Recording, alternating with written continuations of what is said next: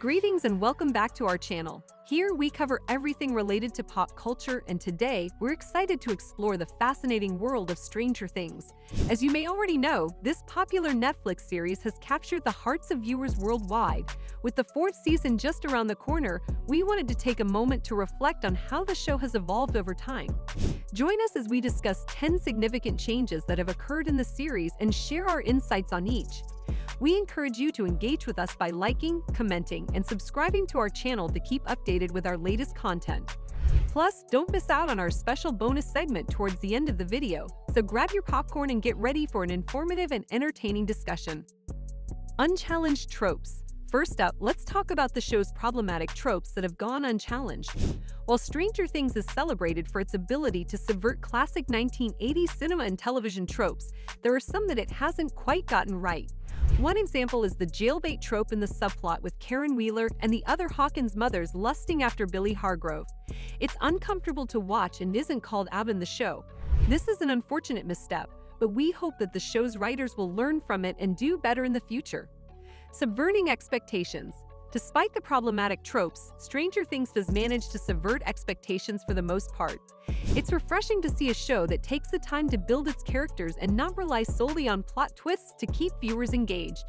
The show's ability to keep us guessing and subvert tropes is one of its most appealing features, and we hope to see more of this in the upcoming season. Character development. One of the show's most significant strengths is its character development. Eleven's relationships outside of Mike have been particularly interesting to watch, and we've seen her grow and change over the seasons. Similarly, Steve's character development has been a highlight, going from the stereotypical popular kid to one of the most beloved characters on the show. Robin's introduction as LGBTQ+ representation was also a much-needed addition to the show. We're excited to see how the characters continue to evolve and change in the fourth season. Fashion and style. Another fun aspect of Stranger Things is the fashion and style of the time, especially in the Midwest. The show's attention to detail in replicating the 80s style and aesthetic is impressive, and it's always fun to see the characters' outfits and hairstyles change with each season. It's a small detail, but it adds a layer of nostalgia to the show that fans can't get enough of. Isolation and growing pains. Unfortunately, not all changes to the show have been for the better. Will's increasing isolation from the others has been a source of frustration for fans, and while it's understandable from a plot perspective, it's still tough to watch.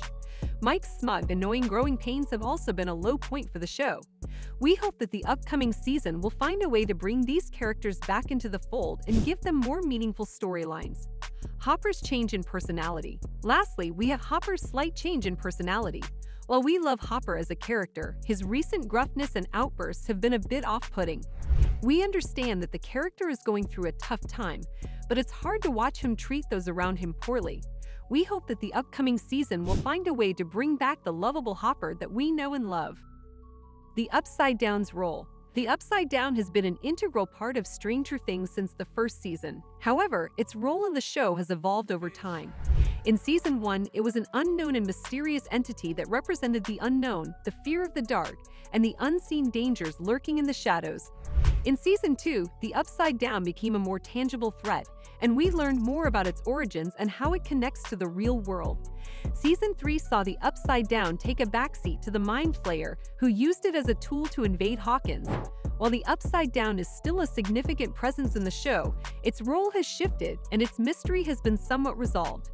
This change has both positive and negative aspects, as it allows for more focus on the human characters but may lose some of the show's initial intrigue. The shift to a larger world. While the first season of Stranger Things focused mainly on the small town of Hawkins, Indiana, subsequent seasons have expanded the show's world.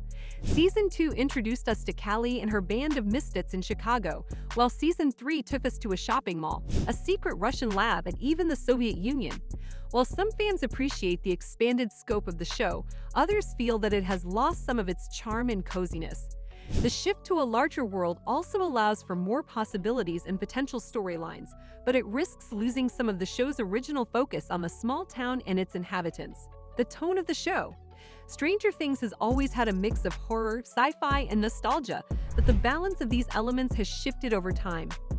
Season 1 was the most horror-focused season, with a tense and foreboding atmosphere and a sense of impending doom. Season 2 and 3 had more comedic elements, and the nostalgia factor was amped up even further, with references to classic movies, TV shows, and music from the 1980s. While the show's tone has become lighter and more self-aware over time, some fans miss the darker and more serious tone of the first season. The new cast members. Stranger Things has added many new cast members over the years, some of whom have become fan favorites. Season 2 introduced us to Bob, Max, and Billy, while Season 3 brought us Robin, Erica, and the Russian scientist Alexei. While these characters have added new dimensions to the show, not all of them have been equally successful. Some fans felt that Billy was a one-dimensional villain, while others found Erica's character annoying. However, the addition of Robin as LGBTQ+ representation was widely praised, and her character arc was a highlight of Season 3. As the show moves into Season 4, it remains to be seen which new characters will join the cast and how they will be received by fans. Music and sound design.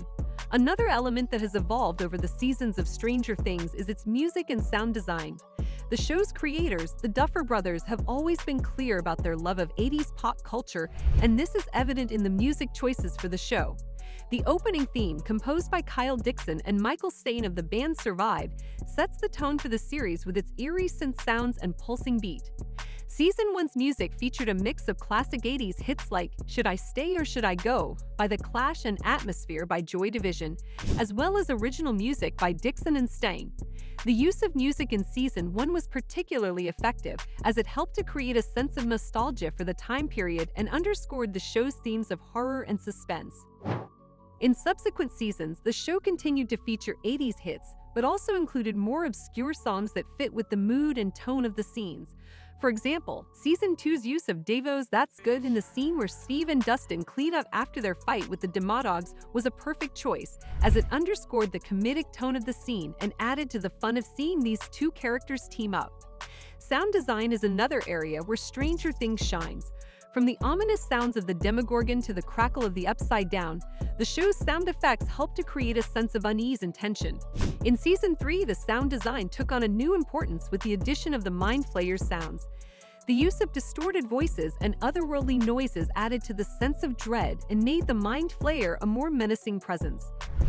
Overall, Stranger Things' music and sound design have evolved along with the show, but they have remained consistently effective in creating a sense of nostalgia, horror, and suspense.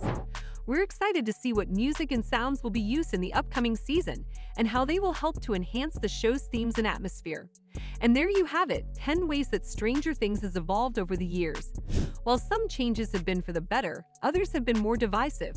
However, one thing is for sure: Stranger Things remains a pop culture phenomenon that has captured the hearts of millions around the world. As we eagerly await the 4th season's release, we can't wait to see what new surprises and changes are in store for us. So thank you for joining us on this trip down memory lane, and don't forget to subscribe to our channel for more pop culture content. Until next time, stay strange.